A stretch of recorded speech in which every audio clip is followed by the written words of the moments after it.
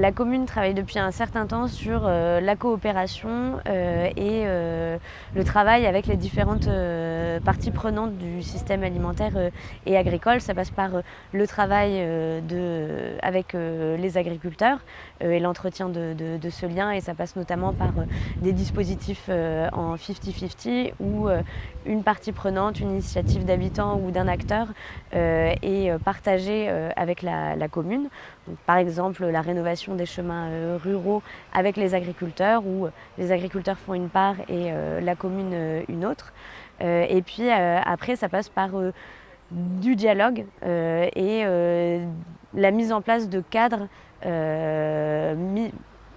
proposés par la commune pour faire dialoguer les différents acteurs et leur permettre de pouvoir exposer leurs contraintes, leurs besoins et leurs avancées sur ces questions-là. Et du coup, par exemple, en 2020, la commune a reçu une pétition d'une asso locale qui demandait à ce que l'épandage de pesticides aux abords des écoles et des résidences soit interdit par le maire. Et le maire, à l'époque, a préféré, plutôt qu'utiliser la coercition, se saisir de cette pétition pour en faire une opportunité pour mettre tous les acteurs de la question alimentaire à Los Angeles autour de la table pour essayer de trouver des solutions et avancer ensemble sur ces questions-là. Autour de la table, on avait une trentaine d'acteurs, à la fois des agriculteurs en conventionnel et en bio, la restauration, du personnel de restauration scolaire, des élus aussi, et puis des associations. La fréquence, le projet a duré 1 an et demi. Après, c'était aussi pendant le Covid et il y a eu un peu de ralentissement, mais on s'est réunis environ une dizaine de fois.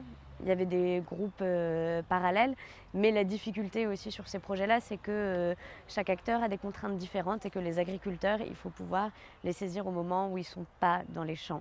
Et du coup, la tenue du projet aussi se fait en fonction de ces contraintes-là.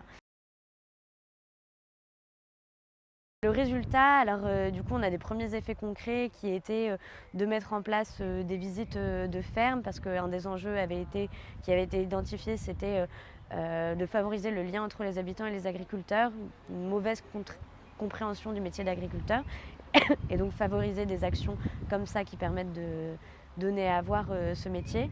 Et puis on avait travaillé sur l'approvisionnement de la restauration scolaire, et donc on a eu des premières livraisons qui ont débuté entre un producteur de la commune et la restauration du collège et du foyer de personnes âgées. Et puis après, ça crée aussi des effets immatériels qui sont plus difficiles à quantifier et à évaluer, qui sont un lien de confiance, une envie de s'engager et une meilleure compréhension entre chaque acteur des contraintes des uns et des autres. Et du coup, voilà, la création de conditions de travail et de coopération plus appropriées.